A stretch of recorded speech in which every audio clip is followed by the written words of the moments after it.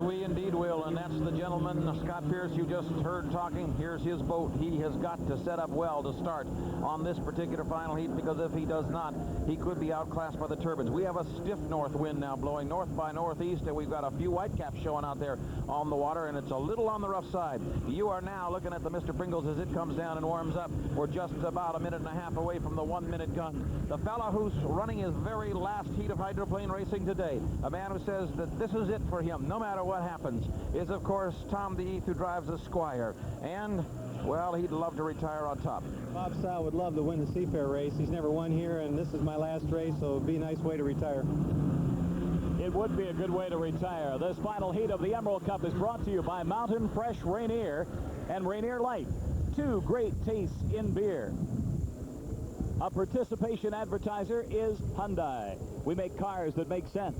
And also brought to you by GTE, the smart business call for all your communication needs. Call GTE. We've got 7 boats on the race course. 6 of them are going to be legal starters. 1 of them is not. When the 1 minute gun goes off, the one that is not going to be a legal starter will be the Cellular one. She'll have to go back.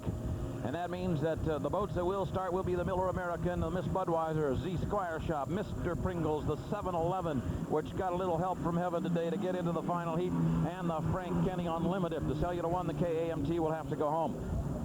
And this man, Miss Budweiser's driver, Jimmy Cropfeld, wondering whether or not this boat can take the pounding that he knows he's going to get. Look at that circling around from Chopper 7. You see all these guys watching each other?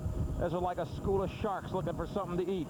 And they are all keying on each other. They're all watching to see whom they want to push out to the outside or be pushed out from, in order to avoid the possibility of getting pinched before that start.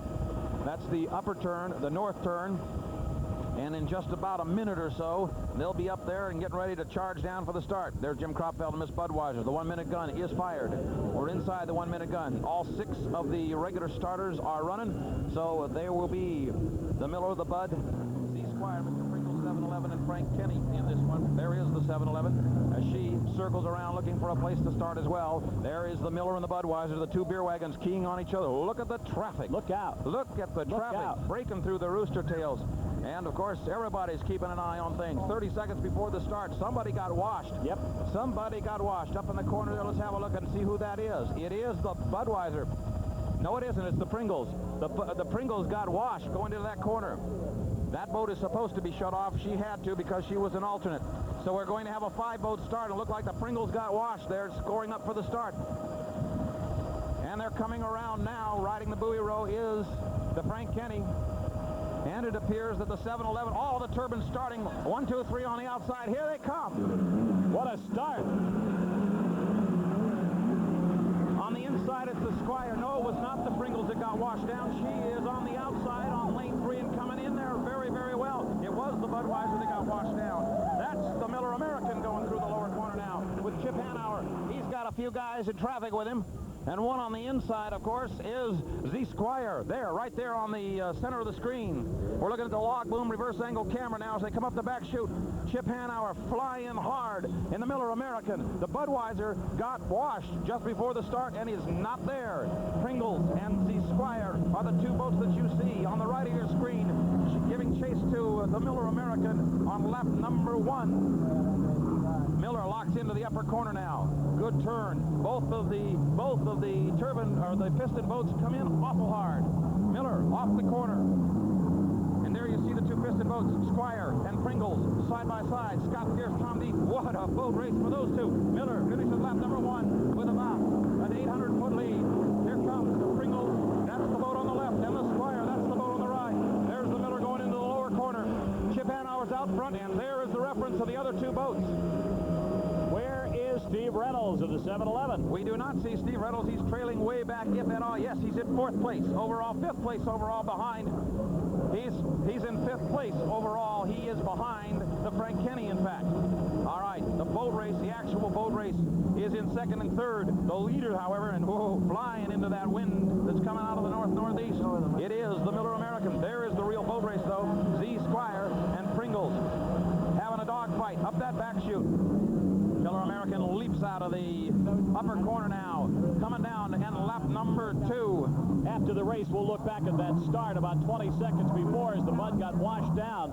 That seems like a rookie mistake, Mike. Yeah, that was a lot of traffic. That was an odd score up, and I don't know if Jim got out of position or what it was. Miller American finishes lap number 2. You see this is Squire right now as she heads up into the sunshine down the start-finish line. 1:20.1 for Miller American, lap number 2. We're in lap number 3 for Chip Hanauer. Z Squire in the upper left of your screen, followed by the Pringles going through the lower corner. There's your dogfight, really.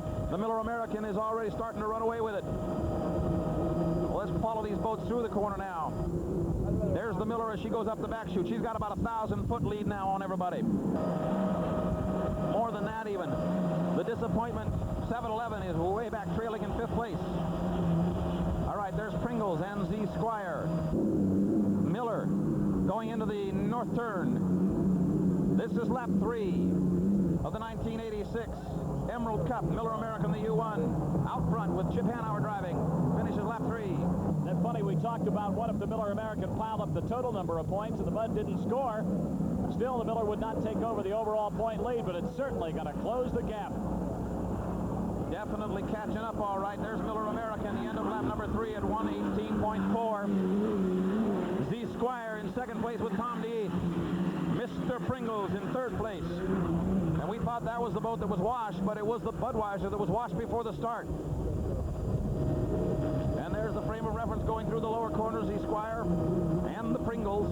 They spread out a bit. Meanwhile, 2/3 of the way up the back chute, it is the Miller American. In 4th place overall now. 4th place overall is the 7-Eleven. And it appears we may have lost the Kenny Toyota to attrition.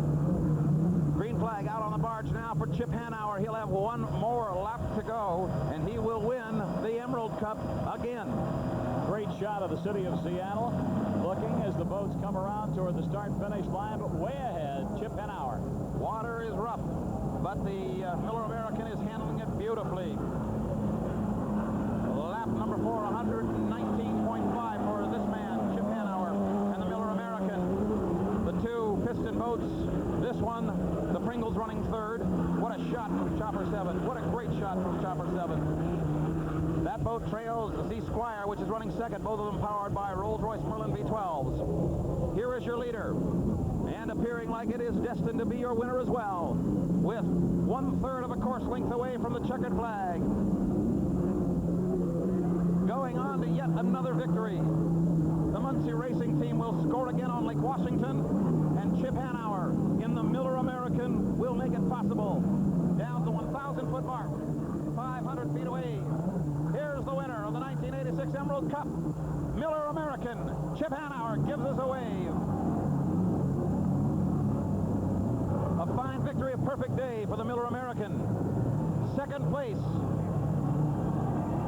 2nd place, the retiring Tom D aboard Z Squire shop. Comes down and finishes as well. 3rd place will go to the Mr. Pringles. The U8 Mr. Pringles, 3rd place overall in a checkered flag. For Scotty Pierce, there is your winner though. Taking a cool-off lap and going up the back chute along the log boom. Acknowledging the accolades of thousands on the log boom. Miller American. The red and white scores again. Win number 4 on the tour so far out of 6 for Chip Hanauer. Mike, to our left, about 70 yards away on the finger pier that the Budweiser calls home. They can't believe it. They did not see, of course, over in the backside at about corner 3 exactly what happened. We saw it, and we'll try to show it to you again in a few minutes.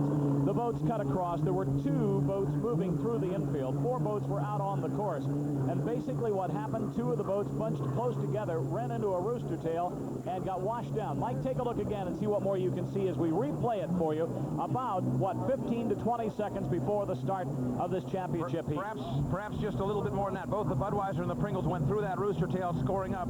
The Pringles is the boat that goes wide toward the outside of the course. It is the Budweiser that bogs down right there in the upper right of your screen. Budweiser goes dead in the water.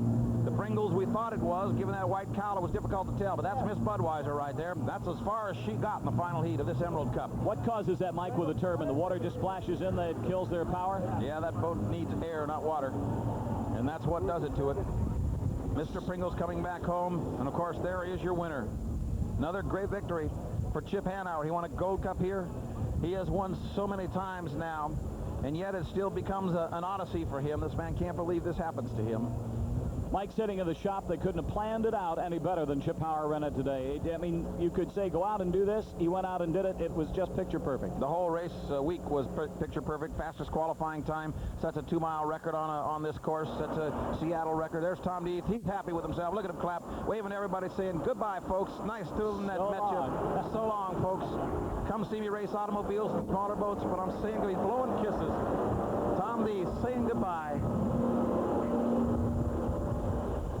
And Chip Hanauer's coming back to the finger pier. And down there, of course, we've got Steve Rabel. He picked the right pier, Steve.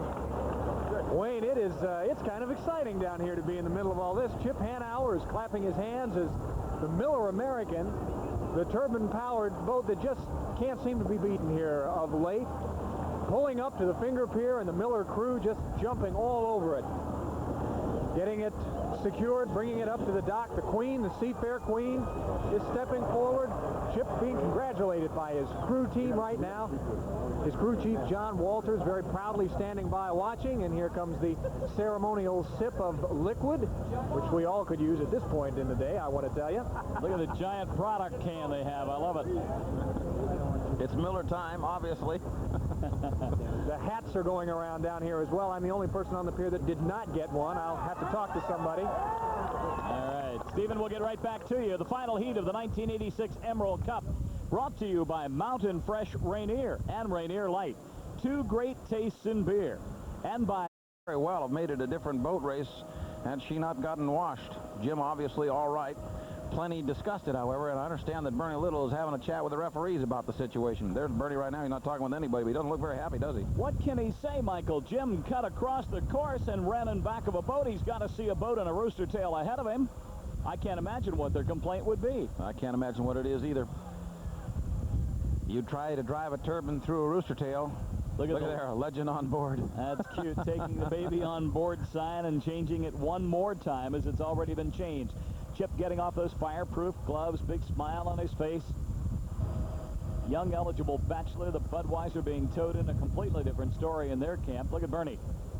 He really felt that they were competitive. Our Gary Spinell standing with him. That's Tommy Deeth. He's saying goodbye. That's his son. There's Evan Manchester Bardall with him. Look at Chip. Like Does he look like Citation? What? Hold that product high. That's right. He knows he's a good spokesman for his boat. The drivers are Kropfeld for Bud, and certainly our own Steve Reynolds for 7-Eleven. They're all great spokesmen. Steve Rabel has the winner. We do indeed, Wayne.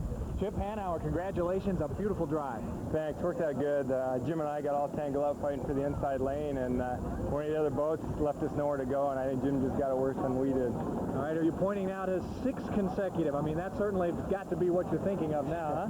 No. What I'm thinking of now is just enjoying today and tonight. Everybody worked hard. The winds come hard, so you have to enjoy them while you can, because they're going to go away just as fast as they came. You know, Bud did swamp out and wash out, was unable to continue the race, so you really catch up as far as the points go. Well, I think we're 130 down now, and that's real doable now. So, you know, the wind feels great, and having a shot at the national championship after going to Miami and coming away with nothing, it feels great. Chip, does it get a little bit old? I mean, this standing down here with the wreath and, of course, all the adulation, does it at all get old for you? I think the day it gets old is the day I quit and become a broadcaster like my friend here. Well, let's keep you out of this business for just a little while. Thanks, Steve. Chip, thank you. Congratulations to you. Thank you, guys. Cairo did a great job today. We enjoyed it. We had a good time. Okay, let's do it again next year. You got it. Emerald Cup champion 1986, Chip Hanauer. Wayne, back to you. Thank you, Steve.